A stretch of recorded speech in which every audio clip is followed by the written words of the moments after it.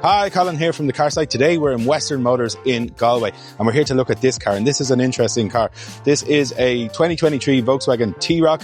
It's the R-Line version of the car, so it's really highly spec'd, but it's the 1 litre TSI version of the car. 110 brake horsepower, manual gearbox, and I'm going to tell you why that's a really, really good choice of engine and gearbox in a few moments.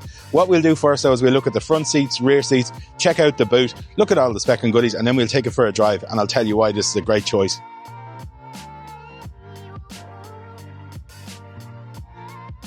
So we'll start around the back of the T-Roc, and there's a reason we're going to do that. In there we get 440 litres of usable boot space. We can lower the floor down, we can higher it up depending on what we want to put into it. The seats in this car split in a 60-40 fashion. We get a ski chute through the middle. With them down though, we get 1290 litres of usable boot space, and that makes this car practical to carry pretty much anything that's realistic. So here we are into the cab of the T-Roc, and this being the R-Line, it kind of comes with everything, but we'll start at the start. We get this lovely leather-lined steering wheel here. It's a multi-function steering wheel. It's got the R badge on it. On this side here, we can control our digital gauge cockpit in there. So it's the most modern one you can get, and it's completely adjustable to what you like. You can change the styles of it. You can change the pertinent information and put it front and center where you want it. Over onto this side on the steering wheel still, we have cruise control on this one, but we also have fully adaptive radar cruise control on it. So that's a gift for the motorman. Brilliant thing. Then onto the big plinth screen here. It's a big touchscreen infotainment screen in the middle here. We've got wireless Apple CarPlay, Android Auto. We also have a really big, really clear park camera, but we get 360 cameras or 360 parking sensors as well on top of that. If you want to turn off the camera, even for the front, they'll just come on by themselves.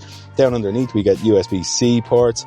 We get dual cabin climate control on the car, but the pièce de résistance on these things, these seats are absolutely lovely. There's like an art velour insert on them, and it just feels beautiful under touch. As well, I say it a lot with these Volkswagen things, but they do the bucket seat really well for the larger sort of a chap. Like I'm 6'1", you know, and I'm oversized certainly. That's not to be debated, but I fit in here really well. They're not pinching me at all. They're just nice and cosseting. They're a proper thing. Anyway, let's put me in the back behind my own driving position to see what sort of size there is in there. So here I am into the back behind my own driving position, and this seat is concave, so this comes out about an inch further. I have about 2 inches of knee room. The seat could actually go further forward. I have it in a funny position for filming and that kind of stuff. Anyway, I've plenty of space. What have I got above my head? About a fist's worth of space above my head. We get 2 USB-C ports down here. We get 2 ISOFIX points on each side. On the outside, there's a small hump there, but your feet go under the seat in front of you, so an adult will be accommodated in the centre here without any great problem. They'd want to be a little bit slimmer than myself, but they'll fit.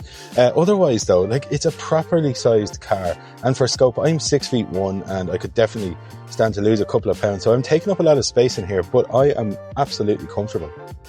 So here we are out driving the T-Roc, and you get a beautiful vantage point out of the car. It's nice and high and tall and all that stuff, but I'm going to harken back to the thing I said at the intro, the engine and gearbox combo in this. It's absolutely spot on. It's really super torquey. Lots of people ask me about that 1 litre engine, and I love it. I think it's an absolutely great engine. What they do is they make a massive amount of torque from the bottom, and they really rev well. They're a real nippy little engine. And that's because they have a counterweight on one end of the crankshaft to negate the fact that it's 3-cylindered, which is inherently unbalanced. It's always 2 up and 1 down. But that counterweight, once it spins up and creates inertia, it makes a huge amount of torque. It makes the car super nippy. Like, it really wants to rev and pull. And it's lovely and quiet too. It's a really nice engine for driving around the city or towns in, because it's not intrusive like a diesel. It doesn't rattle like a diesel either, I must say. It's not as vibrationy. It's a really nice unit. It just pulls away good. Away you go down the road, and it's spot on. Then onto the actual manners of the car as you drive it on the road. We're on a pretty bad road here. It's quite potholed and it's undulating and it's doing all that stuff. But Volkswagen, again, they're masters of the dark art of suspension geometry. This car manages to iron out all those potholes and bumps pretty well, like 99%, without feeling wallowy. But then you can put it into a corner and it clings on really well. It handles super well without being stiff.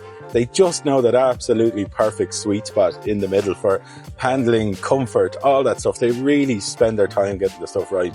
And I must say, I always feel like they look at the Irish and English roads, because they're always spot on. Every one of them. If you get an imported one, it's spot on too. They're absolutely great car. This one here, as we drive along in it, is just lovely and quiet and refined and smooth.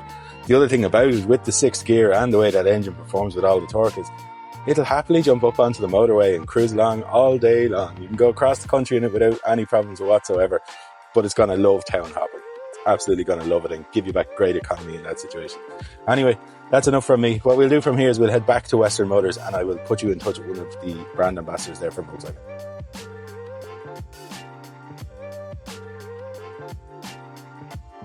Western Motors is a family-run business. You're as likely to meet one of the owners walking around as you are one of the salesmen.